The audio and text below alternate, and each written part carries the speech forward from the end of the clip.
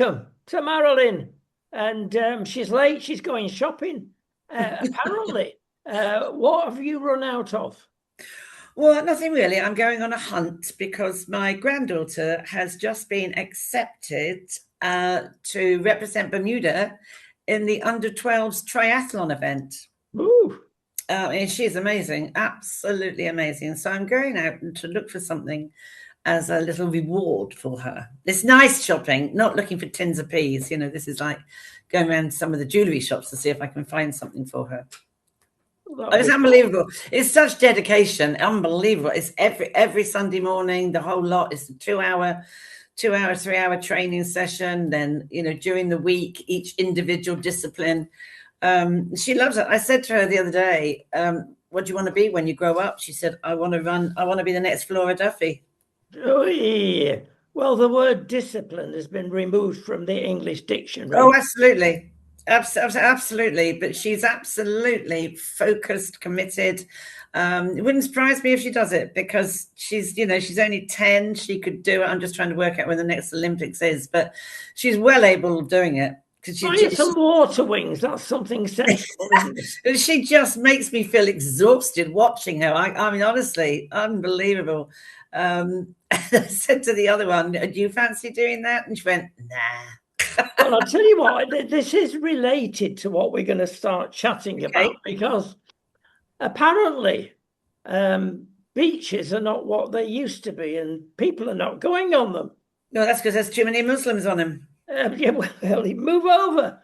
Well, it's not that, actually. There's too many seagulls. There's too much sand that gets in between your toes. Too much sand? Yeah, and the Wi-Fi's rotten. So they're staying off the beaches. Well, I mean, I would have said it was because of the illegal migrants. You can't get on them because of the mess they leave. I took the little ones to, well, they're not little really, they're 10 and 8, aren't they? But they're little to me. I took them to this fantastic water park place because the weather was just so great. They stayed with me for 5 days. And I took them to this wonderful place in Hertfordshire, and they had an absolutely great time. When we left, there were, there must have been about 20, I don't know what they were, African, Asian, I don't know. Or please do not do barbecues, do not do this, because everything is so dry, blah, blah, blah. And there they were all sitting under a tree with 2 or 3 barbecues going on. And with loud music. Oh, my goodness me. And I thought, you wonder why people complain. We don't live like that. Big signs, no barbecues, no, carry on anyway. And the music was just, it was, and I'm not racist, but I'm just fed up of wherever you go. I mean, Bournemouth used to be a wonderful beach, beautiful beach, blue band, whatever it was called then, Blue Ribbon Beach. But you won't, no one in their right mind goes on there now because of the migrants that are there. Yeah, same with Brighton, same thing. You've got, some guys were done for raping a woman in Brighton Beach, doing it on Bournemouth Beach. I mean, they are just horrendous. It's awful. And I don't know whether it's the same on the beaches in Spain. It certainly doesn't happen in Bermuda because they don't have them there. Yes, it won't happen in Poland either, sure. No, they don't have a beach, do they? Well, apart from that, no. The problem there, of course, is that they've got illegal immigrants, and don't forget, near the Russian border, etc. Yes. And they've just passed an act of parliament to their frontier guards, giving them permission to shoot. Yeah. To kill.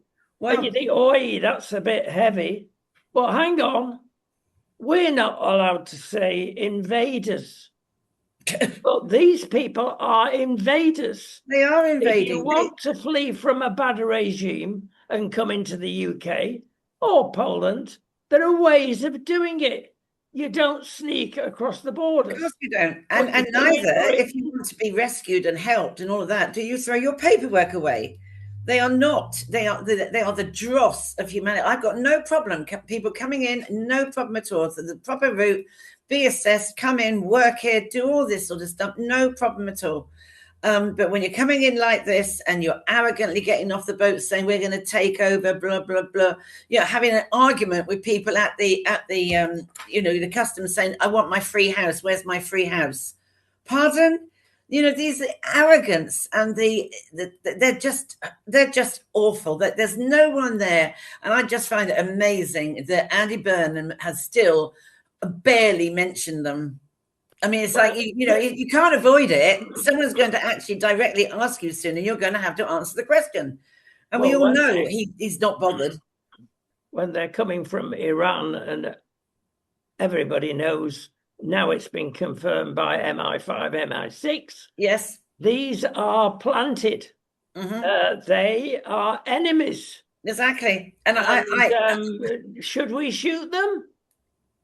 Well, you've got to do something with them.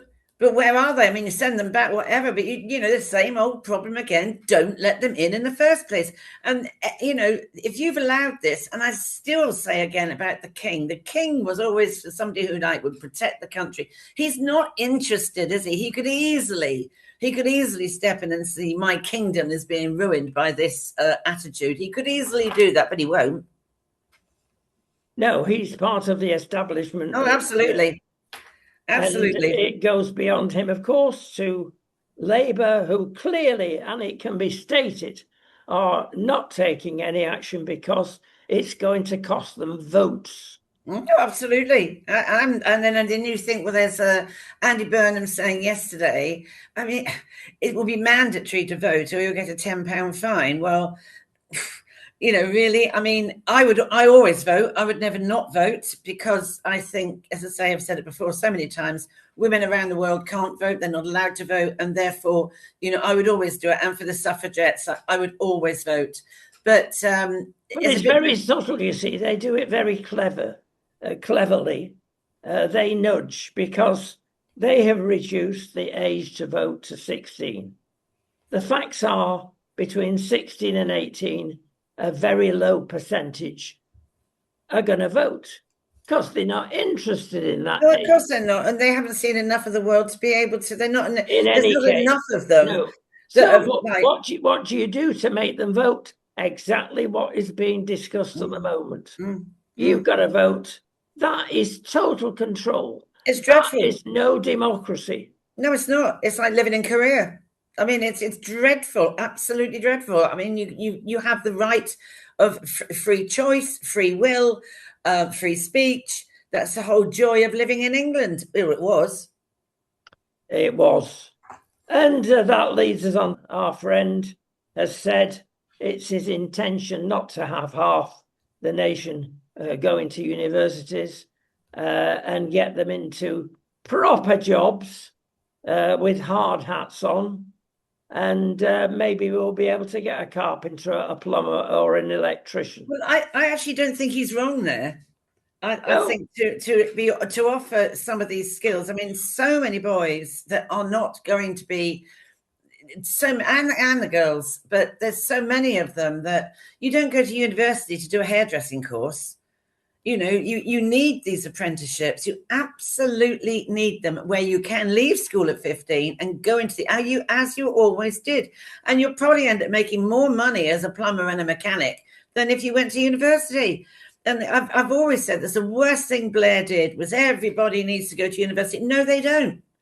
No, they don't. And I mean, and that's also down to universities need to, these sort of skill sets. I mean, do you really need to go to university to do a photography course? I think the worst thing they did was getting rid of technical colleges. What most people don't appreciate is universities are businesses. Yeah. They're nothing to do now, like they were, with the state even. They are self-appointed business people. All right, maybe an opportunity there for them to become self-funding, but it's not been taken up. And it's a business that has got all the power, all the money and the government grants. They get it every way. And they turn out people in lots of courses that have wasted 3 years and more and have got to pay for it Yeah. the rest of their lives. Absolutely. And you can't, I don't think the kids realize as well that my kids did, I think they got in just in time, but they still, or go out just in time, they still had big grants and things they had to pay off. But if you don't pay it off, that goes against your mortgage as a debt. So you have to pay these university loans off. If you won't have a chance of getting a mortgage. No, you get much No one tells you lower that, mortgage. you see. No one tells you that. No, true. Well, we go on to the Department of Works and Pensions, who've actually held their hands up and said, PIP doesn't work. Well, we could have told you that. And at least they're seeing it doesn't work. The Disability Minister, Timms, has said that, and he leads a think tank. And he said, you'll like this, we don't like putting claimants through the process because it's dehumanizing for somebody to come along and say, can you help me? I need some assistance. It's dehumanizing. What? We don't want to upset them. But you mean to say that we just give them the money without checking that they're disabled? Who comes out with this bilge? Well, honestly, our elders and betters, I nearly said. Well, they're not betters, are they? They're absolute morons. They really are complete morons. I mean, this is the way it's developed. PIPs don't work, and we don't want to upset you by you having to apply. Oh dear! I mean, for goodness' sake, if I was not well, I would say, "I'm sorry, I've got a doctor's note here. Is there anything you can do to help me?" And I would be very pleased to receive any help. Exactly. But when you've got these snowflakes in charge of other snowflakes, yes, you've got a disaster. I've got a great big snowman that's being built, haven't you? I mean, it's pathetic. I mean, there was a thing on TV this morning about the number of young people with mental health. I think I'm going to scream if anybody goes back and keeps saying about COVID again, because you can't blame everything on that. No, you can't. I mean, my children, my grandchildren, were all, 2 or 3 of them were born in COVID. They're perfectly functioning. They're perfectly bright. They haven't got mental health issues. They've, half the time it's because they spend too damn long on these wretched gadgets and things, and they're blobs, and they just go, they've got no resilience, no get up and go. And there's, what was it they had? You couldn't get a job because somebody had something or other, or people get a job with no arms and legs. I mean, what do you think the military do when they come out? And they've got to find a job, and there they are, no legs, and there they are training for a marathon or training for the Olympics. It's dreadful. I get so sick of it. Well, let me tell you that when we are recruiting people, yes, do form a bit of bias towards anybody that comes out of the Army, Navy, or Air Force, because they are fighters. Yeah. They are resilient. They will do what they're asked to do because they're used to obeying orders. Yeah. Oh, you can't give orders these days. You'll upset people. Well, I'm sorry, as an employer, if you say to your employee, please do that job, and they don't, oh, I'll take you to the court. I was interviewing Hugh Andre, who set up We Served, that organisation We Served for veterans, run by veterans. Yeah. And he was saying, they've got completely transferable skills. You can, it's amazing what you do in the Army or the Navy, whatever, that you can literally slot into a job straight away. You know about resilience, you know about hard work, you know about working in hot climates. If you're an engineer in the Army, you know how to mend trucks and drive them. You've had to get up early. You've watched people be slain in front of you. And I think they're incredible people to employ. And he was saying one of the best employees for veterans is actually McDonald's. They really do give you an opportunity because they are the second largest global property, because they build the restaurants, don't they, on land that they have built. So all the places where there's McDonald's, they build. And they said some of these veterans make the best franchisees. Yes, they do. We would put them in a higher category than the ordinary Joe. Well, I think some of these kids need to go on boot camp and understand what hardship is. Yes. Moving on. This will make you even madder. An advisor to Andy Burnham has proposed that the state should run restaurants to help out those people who cannot afford to make meals. Hang on, it gets better. Apparently, there'll be 9,500 of these outlets throughout the country. Oh, yippee. They've already approached Witherspoons and other luminaries to see if they would like to be part of the scheme. And the idea is that each person is allowed £2.50 for a meal, cheap, and £2.25 for a child. Now, hang on. That's £5 with a few kids, £10 a time. I've worked it out. That is very cheap to eat out. Well, come on, I'll tell you something. For half that price, you can eat in. Of course you can. And cook yourself and get a better meal, maybe. It's just sheer darn laziness. You can go to food markets, you can go to an ordinary market, you can go into any of the supermarkets at the end of the day when they're selling off stuff that's like at its sell-by date. You can get some really pretty good stuff there. You can, it's not expensive to do but I think that people don't know how to cook. They sooner watch Strictly. Yeah. Why should I spoil my television? Why should I not watch my local team? Yeah. And I'm going to pay up to £1,000 a year, and you could easily do that with these sports packages.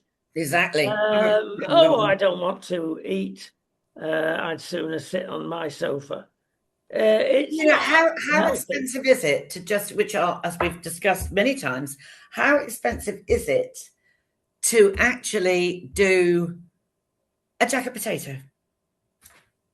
Well, it'll cost you, depends on the time of the year, doesn't it? But it costs you not a lot of money, is it? It's going to be a jacket potato with some tin of beans, cheese on top, tin of tuna, or whatever. A couple of cheese, and then we can taste it. Exactly. Anybody can do that, and it's nuppence.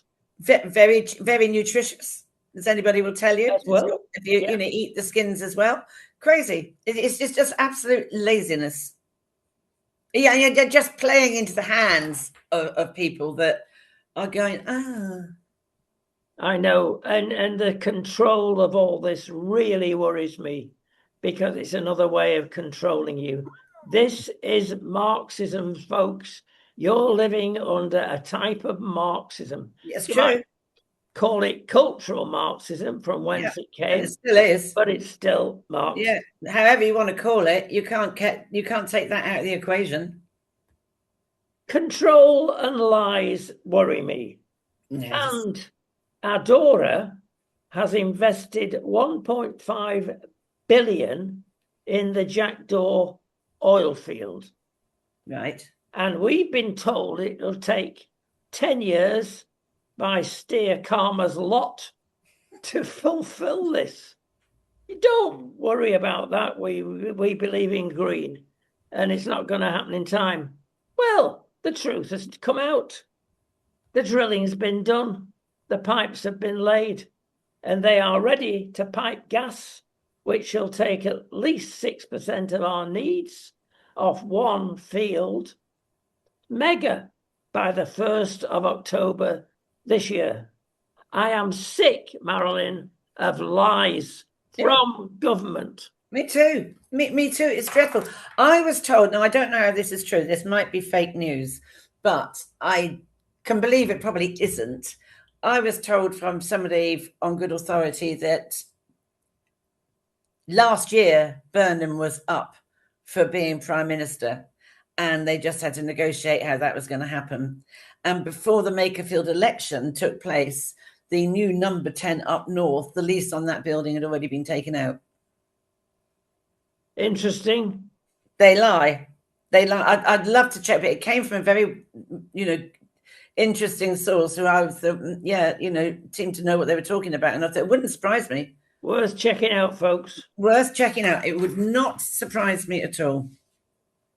It honestly wouldn't, because to me, the whole thing with Makerfield was complete sham. Yes, it was pre-planned and ordained. Definitely pre-planned, and it wouldn't surprise me if that was true. That sometime last year, middle of last year, it was always decided about Burnham. Yeah, two-tier Britain. We have to move on. Two-tier Britain. Well, we've got two-tier policing, two-tier everything these days, haven't we? We've got two-tier healthcare, and Yep. You have experienced this. Let me explain. If you go, and we'll illustrate this with a mother who had a son with dreadful eczema. Now, that's minor in the overall picture, but it's not for somebody that's 13, 14-year-old. It can psychologically affect them if they've got it badly. Mm. And went to doctor went to specialists, and cream, etc. tablets were given. After 3 years, nothing. Oh, I'm going to pay for it, said Mum. I'm going to a private doctor. Oh, he said, well, I can cure this straight away. Oh, there's the medicine. Put it on, cream, and do this. And the eczema went. And Mum says, well, why can you do it and NHS can't? I will give you a frightening name. Nice, which I... Oh, yes. Nasty. Because Nice come along and say, oh, we can't afford that. You've got to have this treatment. We've had it for decades. It will work. No, it won't. It needs a specialist who can actually say, it's going to cost a bit more, but it will work. Now, you've had some similar experiences, haven't you? Are you talking about the Parkinson's stuff that Yes. you couldn't have? Yeah. So you could only have ages trying to sort of sort out Parkinson's care. And if you went privately, having been told to go privately because the waiting list was so long, you go privately, you spend all that money. And the private guy is also part of the NHS trust. So he's not just private, he also works for the NHS. But you're then told that you wait, and you get medication, but you can't have a Parkinson's nurse unless you go through the NHS neurologist. Now, the neurologist was not just private, he also did work for an NHS medical trust. But no, we had to wait for the actual man from the actual NHS hospital to go and see what the other guy had said. But the other guy was, as so many private consultants are, part of an NHS trust, so they can stride two bridges. The cardiologist was the same, but no, you had to go and see. So you're back going around the waiting list again, going over the same ground, starting from base again. What a waste of time and money. Absolutely awful. Yeah, and I'm sorry, the NHS is a monumental failure. Well, Burnham did say, did he not, yesterday, that if it keeps going on like this with the waiting list and goodness what else, that the NHS will collapse. Now, is that what he wants? Yeah, there is perhaps a little bit of wisdom in there. But we move on. We've got to cover this before we go. And if we've made you mad, that's nothing what you're going to be now. We're talking about Daddy Tahir Andrabi, Pakistan's Foreign Office spokesman. I'm reading this because I want to get it absolutely correct. And it's about Daddy that should be back in Pakistan, having been released from jail. And we don't want to look after him. He should be back in Pakistan. He was born there. And he pointed a finger at the UK. Now, this is the high-up cabinet minister, if you wish, in Pakistan. Shabir Ahmed's crimes, that's rape gangmaster, if you wish. And also beating people up in prison. Well, exactly. The reason he is as he is, said our minister in Pakistan, quote, because he grew up, was raised and groomed and unfortunately spoiled by Britain. Unbelievable.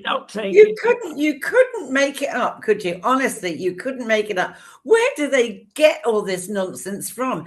I mean, no, he was groomed by the very cult that he belongs to, and great uncle Bulgaria that is in the family, and spoilt because that's what Muslim men are. The Muslim women have to trot around them with every whim needed.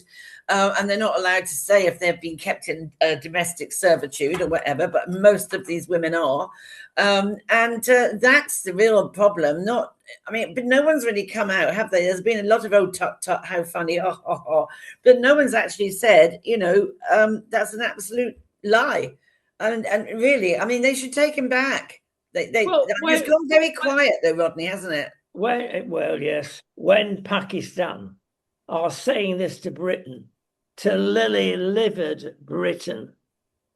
Imagine Trump being put up. Yeah. Come on, he'd be over there with one of his bombers. We are a lost nation, folks. 100%. It's dreadful. Did you see the other day?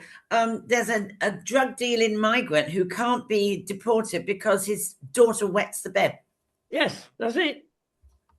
And she only wets the bed because she eats chicken nuggets, probably.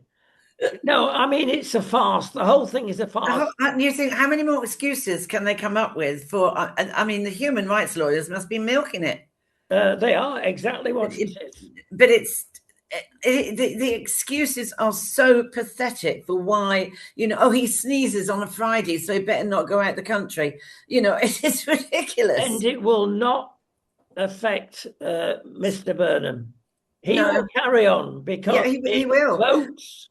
I mean, the thing is, he won't. I mean, they're not, as somebody said this morning on GB News, they're not even little boats anymore. They get tankers that are coming in. I mean, why are we paying the French for what exactly? I don't get it. I really don't. Well, he's given out dolly mixtures, has Burnham, for the last, every morning. He comes out with something that grabs the headline. I know. But it costs nothing. It's rubbish and it's meaningless. What he should have said, day one, I am going to stop the boats. Yeah. And I am leaving ECHR. Yes. But he won't. No, he won't. He won't. That's what we're waiting for him to say. He thinks people can't see through it. I mean, the fact that he's using avoidance as something to hide behind then becomes so obvious what you're doing that it's not like, oh, he's got so much on his plate, he hasn't got round to doing this. He has completely and quite deliberately avoided speaking about it. And that now everybody knows darn well why he is, because he's not bothered. And then, if you then say you've got to vote mandatorily, you have to vote, then crikey, if there's more Muslims in the country by then than us, then we know who's going to get in again, don't we? Yes. People really need to look up Fabians and see what we're dealing with. Yep, that's just one prong of the fork. Yeah. Islam is the other, and communism is the yes, third. Yeah, well, absolutely. We got to go, but I'll leave you with a teaser. Next time we're going to actually speak about the fact that it's peculiar. We've not heard anything about Anne Widdecombe. You've just taken the words out my mouth. Yep, it's peculiar that everything's gone dark. Exactly. Nigel Farage front. There are reasons, folks. Tune in next time because we'll tell you why. Exciting.